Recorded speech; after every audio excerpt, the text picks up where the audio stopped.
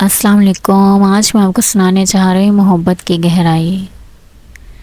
یہ کہانی ایک چھوٹے سے گاؤں کی ہے جہاں سرسبز کھیتوں اور بہتی ندیوں کا حسن دلوں کو مو لیتا تھا۔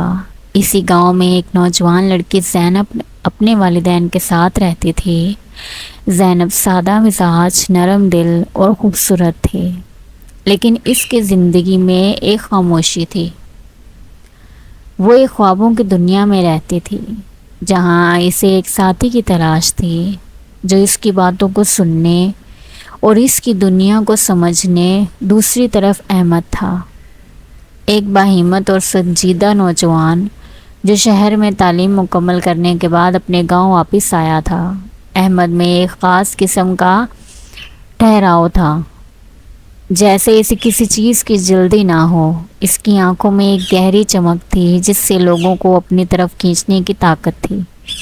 احمد کو قدرت سے بہت لگاؤ تھا اور وہ زیادہ تر وقت ندی کے کنارے یا گاؤں کے باغات میں گزارتا۔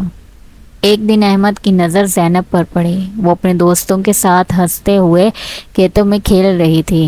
زینب کی معصوم مسکراہٹ نے احمد کو متاثر کیا اور وہ پہلی ہی نظر میں اس کی سادگی پر فدا ہو گیا۔ پہلی ملاقات کے بعد احمد کے دل میں زینب کی یادوں میں بس گئی، لیکن وہ اپنی محبت کا اظہار کرنے میں جھجک محسوس کرتا۔ ایک دن احمد نے ہمت کر کے زینب سے بات کرنے کا فیصلہ کیا۔ وہ اسے ندی کے کنارے اکیلا دیکھ کر اس کے پاس گیا اور کچھ ہچکچاتے ہوئے بات کی۔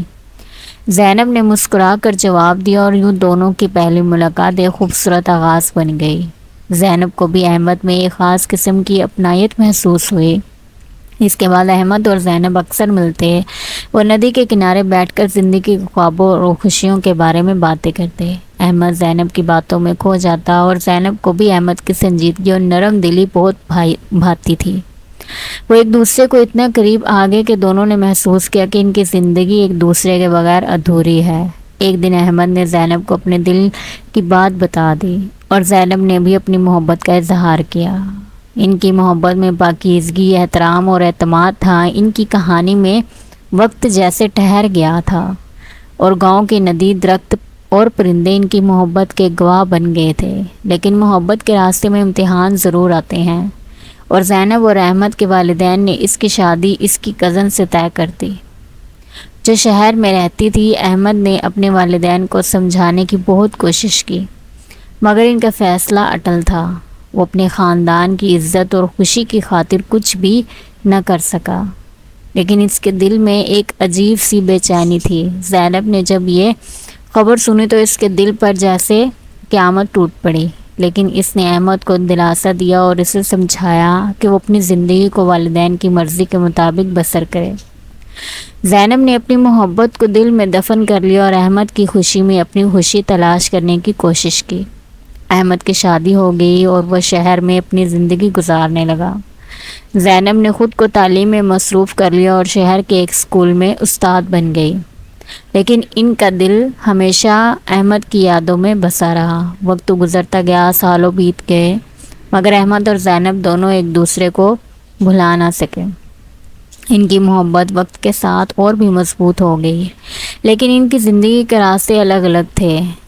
20 سال گزر گئے اور ایک دن زینب کو خبر ملی کہ احمد سخت بیمار ہے اور زندگی کے آخری لمحے گزار رہا ہے۔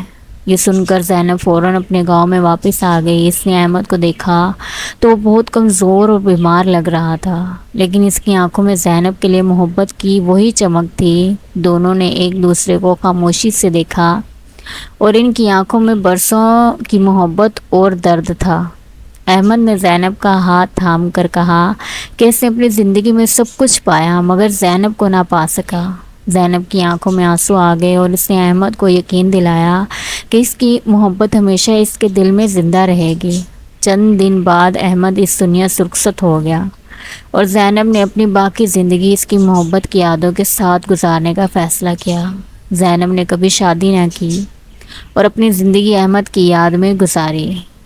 وہ احمد کی محبت کو لے کر جیتی رہی، لیکن کیونکہ اسے یقین تھا کہ محبت جسمانی موجودگی کی محتاج نہیں ہوتی، بلکہ یہ دل کی گہرائیوں میں ہمیشہ کے لیے زندہ رہتی ہے۔ احمد اور زینب کی محبت کی کہانی گاؤں میں ایک داستان بن گئی۔